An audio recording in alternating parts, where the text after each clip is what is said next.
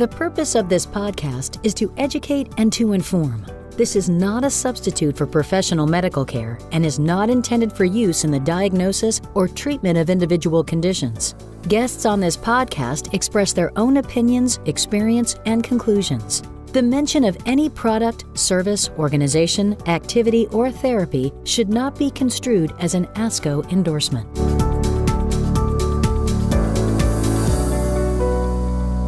Hello and welcome to the ASCO Guidelines podcast series brought to you by the ASCO Podcast Network, a collection of 9 programs covering a range of educational and scientific content and offering enriching insight into the world of cancer care.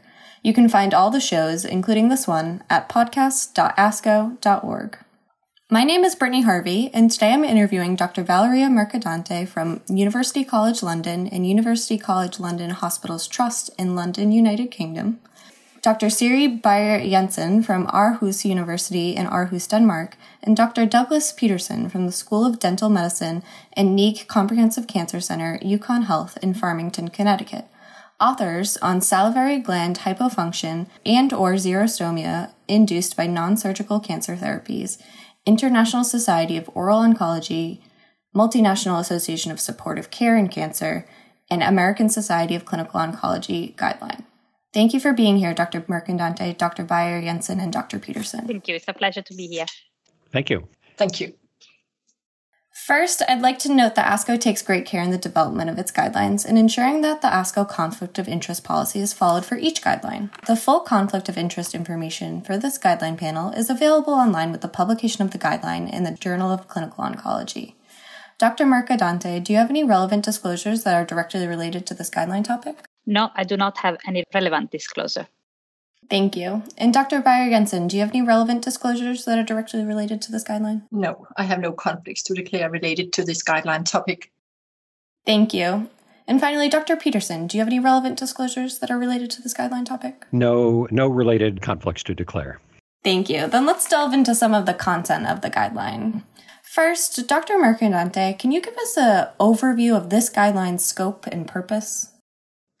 Of course, these clinical practice guidelines focus on the prevention and management of salivary gland hypofunction and xerostomia due to non-surgical cancer therapies. This is something we are deeply passionate about because non-surgical cancer therapies, including all types of radiation regimens, chemotherapy, and biological cancer therapy, can damage the glands in our mouth that produce saliva, resulting in xerostomia, which we define as patient-reported subjective sensation of dryness, and salivary gland hypofunction, which we define as reduced salivary flow rate as measured objectively. And this condition may last for several months or may become permanent. And because saliva serves so many important functions, xerostomia may lead to a range of other symptoms that can impact a patient quality of life. And therefore, ASCO, MASC, and ISO decided to update the findings of their 2 previous systematic reviews published in 2010 and provide a practical evidence-based approach in a multidisciplinary setting to address this important topic. Great, thank you for that background. So then I'd like to review the key recommendations of this guideline. This guideline covers 2 clinical questions, one on prevention and one on management. So, Dr. Peterson, starting with prevention, what are the key recommendations regarding pharmacologic and non-pharmacologic interventions for the prevention of salivary gland hypofunction and/or xerostomia induced by non-surgical cancer therapies? Thank you, Brittany. As you've noted, the guideline is framed in the context of 2 clinical questions, prevention and then followed by the management once the condition has occurred. Relative to prevention, there were 8 recommendations, all of which were directed to reducing the risk of salivary gland hypofunction and/or xerostomia in patients with head and neck cancer. And as with other ASCO guidelines, each of these recommendations was in turn supported by text directed to literature review and analysis and clinical interpretation. So let me just briefly highlight the 8 recommendations on prevention. Recommendation 1.1 was that intensity modulated radiation therapy, IMRT, should be used to spare major and minor salivary glands from a higher dose of radiation. This was a very strong, well-evidenced recommendation. The evidence quality was high, the strength of the recommendation was strong. Recommendation 1.2 is that other radiation modalities that limit cumulative dose to and irradiated volume of major and minor salivary glands as one or more effectively than IMRT may be offered. Recommendation 1.3 reads that acupuncture may be offered during radiation therapy for head and neck cancer to reduce the risk of developing the symptom of xerostomia. Recommendation 1.4, systemic administration of the sialagogue bethanechol may be offered during radiation therapy for head and neck cancer. Recommendation 1.5, and this is an important different type of recommendation. Vitamin E or other antioxidants should not be used to reduce the risk of radiation-induced salivary gland hypofunction and xerostomia. And this is because of the potential adverse impact of these antioxidants on cancer-related outcomes and the lack of evidence of benefit. In addition to those 5 recommendations, there were 3 recommendations for which the evidence was insufficient. In the panel's view, it was important to delineate these 3 recommendations in the context of current clinical practice, as well as opportunities for future research that we'll talk about in a little bit.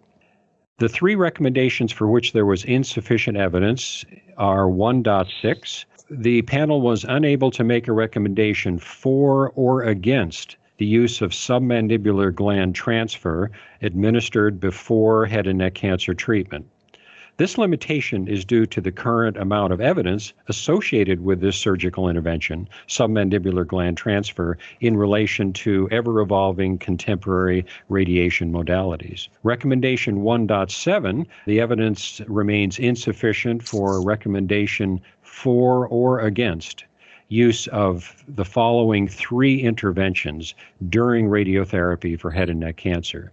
And the 3 interventions are oral pilocarpine, amifostine in association with contemporary radiation modalities, and low-level laser therapy. And then finally, recommendation 1.8, the evidence remains insufficient for or against the use of several interventions, including selected radiation technology, for example, boost radiation or hyper or hypofractionated radiation therapy, transcutaneous electrical nerve stimulation or TENS, human epidermal growth factor, and selected complementary medicines. And again, the evidence is insufficient in the panel's view for a recommendation for or against these and several other interventions that are listed in the guideline.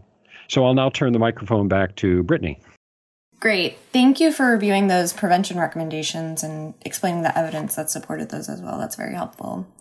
So following that, Dr. Beyer-Jensen, what are the key recommendations on pharmacologic and non-pharmacologic interventions for the management of salivary gland hypofunction and/or xerostomia induced by non-surgical cancer therapies?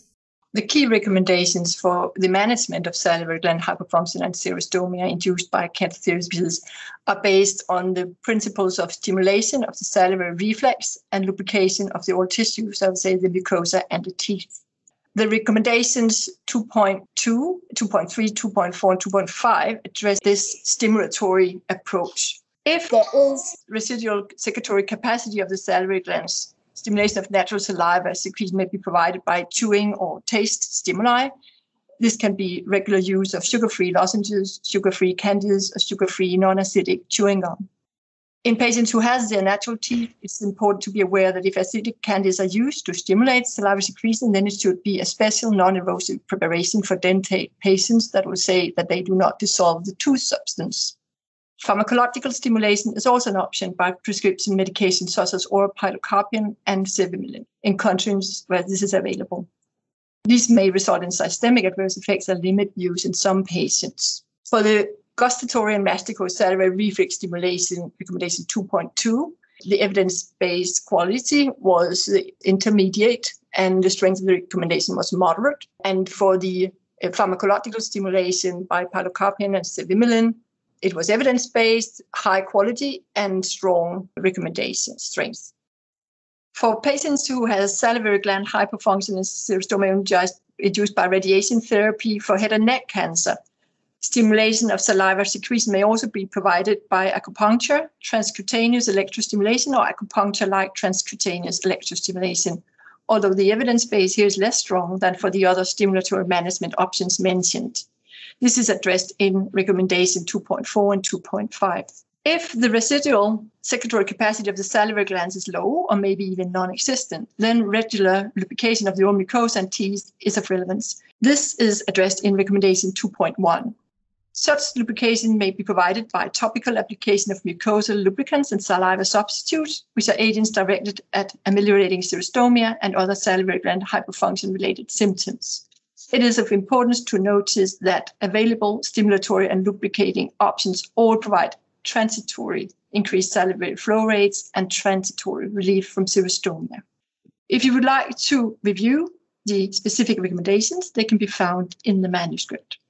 Great. Thank you for reviewing those recommendations on the management of salivary gland hypofunction and or xerostomia. So, Dr. Peterson, you mentioned this earlier, but there are some cases in the guideline in which evidence was insufficient to make recommendations, and you went through a few of these areas. So what areas of future research did the panel discuss? Yeah, thanks, Brittany. The panel worked very carefully to relate the quality of evidence to strength of each of the recommendations. In addition to providing important context regarding clinical prevention and treatment of xerostomia, salivary hypofunction, novel directions for future research were therefore identified.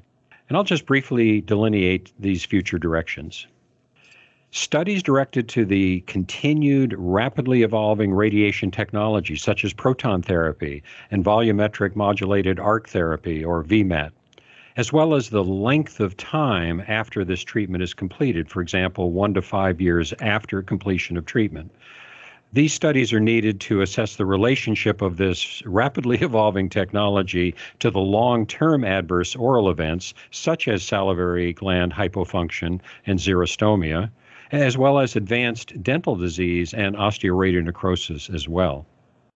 Importantly, and the panel spent quite a bit of time deliberating this, ethical considerations must continue to be paramount in the study designs, and this is pertinent relative to this guideline. An important issue is that implementation of randomized clinical trials comparing current and novel radiation therapy modalities is typically precluded for ethical reasons. So this is a barrier to address, and the panel wanted to call attention to the scientific and clinical community.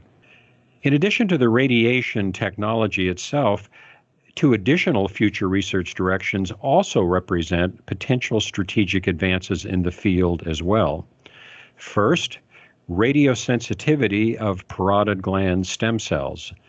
For example, it has been recently shown that not all constituents of the parotid gland are equally radiosensitive because of an unequal distribution of the stem cells within the gland. This and related biologic concepts should be incorporated in future randomized controlled trials of head and neck cancer patients. Secondly, novel regenerative medicine options may be used to spare, optimize, or restore salivary gland function after treatment. The guideline addresses these innovative treatment approaches in the context of both the current state of the science as well as opportunities for future research. I'll now turn the microphone back to Brittany. Great. Thank you, Dr. Peterson, for reviewing those areas where additional research would be helpful. So next, in your view, Dr. Mercadante, what is this guideline's importance and how will it affect clinicians? Thank you for this question. We believe this guidelines offers an opportunity for any clinician involved in non-surgical cancer therapies. Oncologists, dentists, dental specialists, dental hygienists, oncology nurses, clinical researchers, advanced practitioners, we all have an essential role in supporting our patient through the entire journey by optimizing symptoms management and improve our patient quality of life. These guidelines does suggest a preventative and treatment course, but we've also delineated what we feel is common practice between experts and what areas will need further research to provide what has Dr. Peterson beautifully described, an ethical framework for future studies in this field. Great, thank you so much. So finally, Dr. Beyer-Jensen, how will these guideline recommendations impact patients? Well, for patients who live with these complications during cancer treatment or as sequelae of cancer therapies, these guideline recommendations on prevention and management of salivary gland hyperfunction and xerostomia will enable them evidence-based and with the help of professional healthcare providers to support the natural functions of saliva and promote their oral comfort and health. Great. Well, thank you all, Dr. Mercadante, Dr. Bayer-Jensen, and Dr. Peterson, for taking the time to work on this guideline and produce evidence-based recommendations for clinicians and patients. And thank you for taking the time to speak with me today. Thank you. Thank you. And thank you to all of our listeners for tuning into the ASCO Guidelines podcast series. To read the full guideline, go to www.asco.org/supportive-care-guidelines. Additionally, our annual survey for guideline topics is open for submissions. Suggest a topic for guideline development at surveymonkey.com/r/ASCO guideline survey by August 1st. The link is also available in the episode notes of this podcast. If you have enjoyed what you've heard today, please rate and review the podcast and be sure to subscribe so you never miss an episode.